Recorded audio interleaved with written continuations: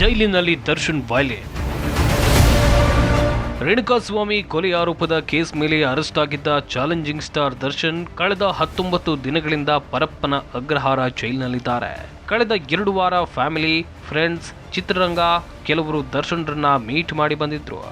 15-16 ದಿನಗಳ ಕಾಲ ದರ್ಶನ್ ಜೈಲಿನಲ್ಲಿ ಸೈಲೆಂಟ್ ಆಗಿ ಕಾಲ ಕಳೆದಿದ್ದಾರೆ.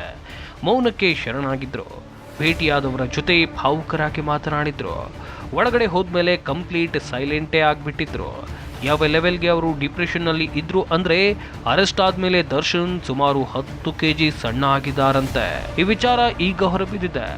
ಒಳಗಡೆ ಬಂದವರನ್ನ ಮೀಟ್ ಆಗೋದು, ಪತ್ನಿ ಕೊಟ್ಟಿದ್ದ ಪುಸ್ತಕ ಓದೋದು ಮಾಡ್ತಿದ್ದ ದಾಸ ಈಗ 4 ಗೋಡೆಗಳ ಮಧ್ಯೆ ಇರೋಕಾಗದೆ ಬದ್ದಾಡ್ತಿದ್ದಾರೆ.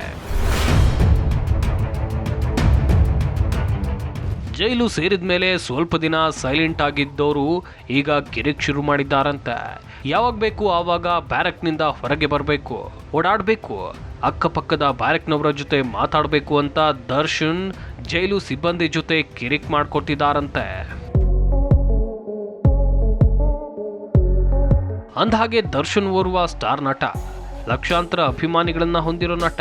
ಕನ್ನಡ ಚಿತ್ರರಂಗಕ್ಕೆ ತನ್ನದೇ ಆದ ಕೊಡುಗೆಯನ್ನ ನೀಡುತ್ತಾ ಚಿತ್ರೋದ್ಯಮದ ಬೆಳವಣಿಗೆಗೆ ಕಾರಣವಾದ one of the star, VVIP. ಹೀಗಾಗಿ ದರ್ಶನ್ರನ್ನ ವಿಶೇಷ ಭದ್ರತಾ ಬ್ಯಾರಕ್ನಲ್ಲಿ ಇರಿಸಲಾಗಿದೆ. ಅಷ್ಟೇ ಅಲ್ಲ, ಅವರ ಅಕ್ಕಪಕ್ಕದ ಬ್ಯಾರಕ್ನ ಆರೋಪಿಗಳು ಕೂಡ ಅಷ್ಟೇ ಭದ್ರತಾ ವ್ಯವಸ್ಥೆ ಬೇಕಾಗಿರೋ ಆರೋಪಿಗಳು.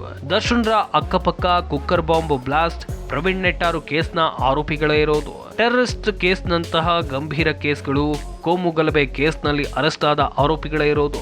ಆದ್ರೆ ದರ್ಶನ್ 4 ಗೋಡೆಗಳ ಮಧ್ಯೆ ಇರೋದಕ್ಕಾಗದೆ ಪೂರ್ತಿ ತಗಾದೆ ತೆಗೆದಿದ್ದಾರಂತೆ.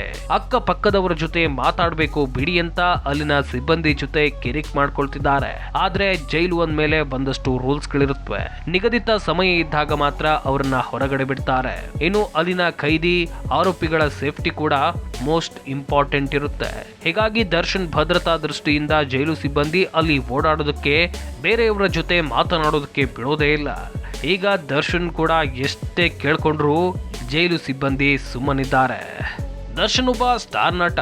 ಹೊರಗಡೆ ಇದ್ದಾಗ ಕ್ಲಾಸಿ ಲೈಫು, ಬೇಕಾದಾಗ ಜಿಮ್ಮು, ಬೇಕಾದಾಗ ನಿದ್ದೆ, ಪಾರ್ಟಿ, ಫ್ರೆಂಡ್ಸ್, ಓಡಾಟ. ಆದ್ರೀಗ ಜೈಲಲ್ಲಿ ಕಂಬಿ ಎಣಿಸ್ತಿದ್ದಾರೆ. ಹೊರಗಡೆಯ ಆ ಜೀವನ ಬಿಟ್ಟು ಹೇಗೆ ಏಕಾಏಕಿ 4 ಗೋಡೆಗಳ ಮಧ್ಯೆ ಇರೋದು ಕಷ್ಟವೇ ಸರಿಬಿಡಿ. ಆದರೆ ಕಾನೂನು ಎಲ್ಲರಿಗೂ ಕೂಡ ಒಂದೇ. ಹೀಗಾಗಿ ಎಷ್ಟೇ ಕಷ್ಟ ಆದರೂ ದರ್ಶನ್ ಒಳಗಡೆ 4 ಗೋಡೆಗಳ ಮಧ್ಯೆ ಇರೋದು ತಪ್ಪಲ್ಲ.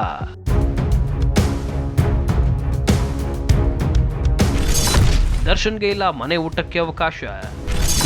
ರಿಟ್ ಅರ್ಜಿ ವಿಚಾರಣೆ ಮುಂದೂಡಿದ ಕೋರ್ಟ್. ದರ್ಶನ್ ಜೈಲಿನಲ್ಲಿ ಇದ್ಕೊಂಡು ಸುಮಾರು 10 kg ಸಣ್ಣ ಆಗಿದ್ದಾರೆ. 107 kg ಇದ್ದವರು ಈಗ 96ಕ್ಕೆ ಬಂದ್ಬಿಟ್ಟಿದ್ದಾರೆ. ಜೈಲಿನ ಊಟ ದರ್ಶನ್ಗೆ ಅಡ್ಜಸ್ಟ್ ಆಗ್ತಿಲ್ಲ. ಹೀಗಾಗಿ ದರ್ಶನ್ ತಮ್ಮ ವಕೀಲರ ಜೊತೆ ಮನೆ ಊಟಕ್ಕೆ ಅವಕಾಶ ಕೋರೋಕೆ ಹೇಳಿದ್ರು.